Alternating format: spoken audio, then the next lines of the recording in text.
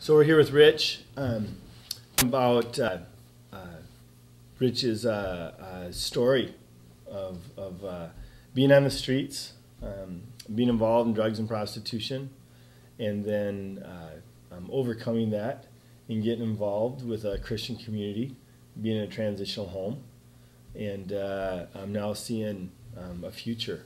And so this is kind of part two of the interview. So tell me, Rich, what give us a quick summary. So you're at the age of 17.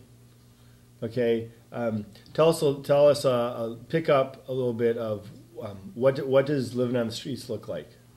Well, take the living on the streets, finding your next meal, and finding your next bed is basically the two challenges you have to start off on every day you wake up, if you wake up. There are some groups that like to migrate, either down south when it comes to the winter and harsher climates. Some of us else just all crash together and, we can call it a friend, but just another liable place just to crash for the next day or two. And it was basically,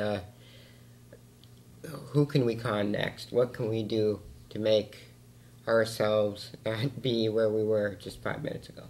How accessible are drugs when you're that age, 15, 16, 17? Very accessible.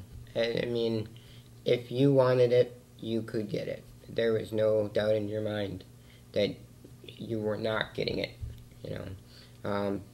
There is always someone out there trying to proposition you to do whatever drug or whatever act to benefit them.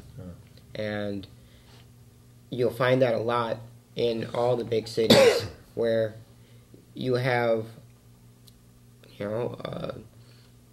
say a gentleman that will, take you by the hand and make everything sound like it's going to be all right, where it's really giving to him, making sure that he's all right, and you're just basically on the back burner, just coasting it through.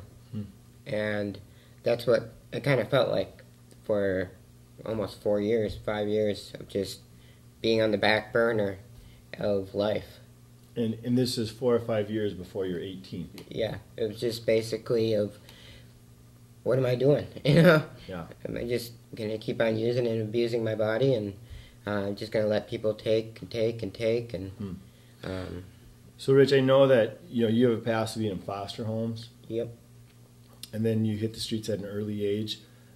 One of the things that we're doing is trying to bring awareness of what Minneapolis is known as the #1 place for homeless youth per capita of any other state, and also is known for teen prostitution. Yeah.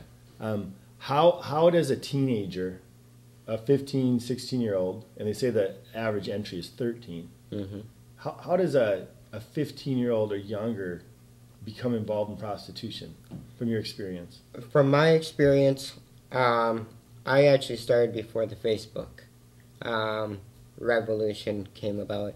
But there is other ways, it's just going online into chat rooms. So now you're saying Facebook is... Facebook is the #1, I would say, right now in prostitution. And not only Facebook, but Craigslist. Just those two sources, those... For people becoming connected. Yep, and all walks of life basically are on there. So how does a teenager get introduced to being involved in it?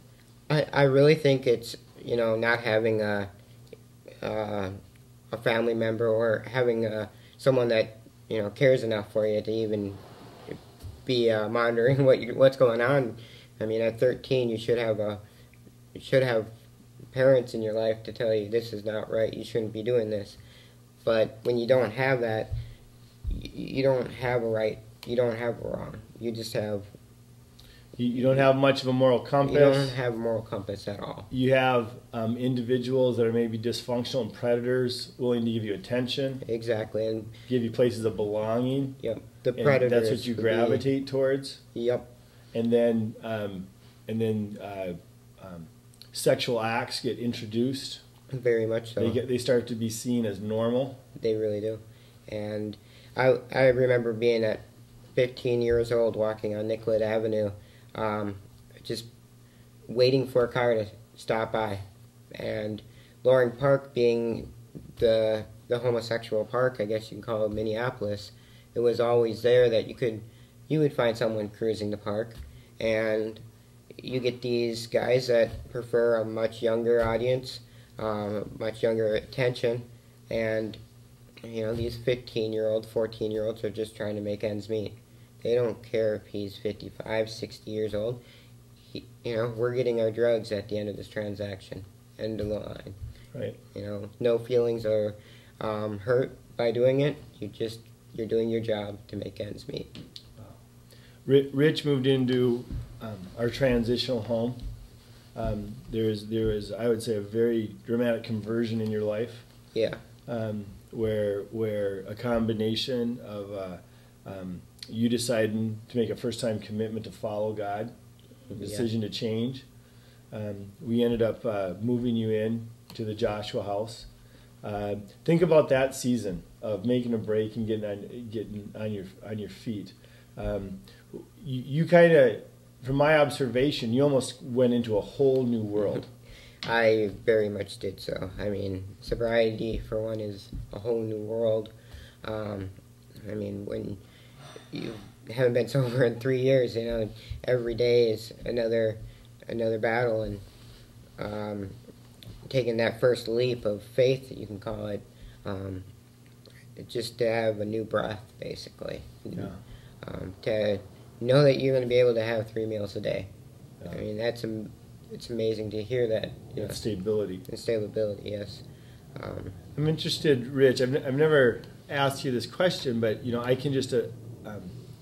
So part of your world, you had a lot of male interaction with older males that I'd say were negative role models. Very much so, yeah. And then you became part of the Joshua house. Yep. And a lot of positive role models. Yep. of Christian spiritual dads that Yep. weren't there to exploit you, but were there to desire to help you get on your feet. Yeah. Was there any time where you weren't sure if you should trust? Trust has always been a big thing, and I'm almost approaching 27. Trust will always be the hardest thing, because when you go from living on the streets, watching your back constantly, you can only trust on yourself to make it.